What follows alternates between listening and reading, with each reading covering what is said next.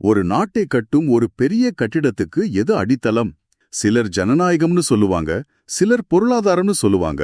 ஆனா இது எல்லாத்தையும் தாங்கி பிடிக்கிற ஒரு கான்கிரீட் தளம் இருக்கு. அதுதான் சட்டத்தின் ஆட்சி. அரசாங்கம் உட்பட யாருமே சட்டத்துக்கு மேல இல்லங்கிற ஒரு கொள்கை. இந்திய அரசியலமைப்பு தான் சட்டத்தின் ஆட்சியோட மிகச்சிறந்த உதாரணங்கள்ல ஒன்னு. நம்ம அரசியலமைப்பு தான் நாட்டிலேயே உச்சபட்ச அதிகாரம் கொண்டது. Supremacy of constitution. பாராளுமன்றமோ பிரதமரோ கிடையாது. கிடையாது. அரசியலமைப்பு சட்டம் தான் உயர்ந்தது. சட்டமன்றமும் நிர்வாகத்துறையும் அதிலிருந்து தான் தங்களோட அதிகாரத்தை பெறுது.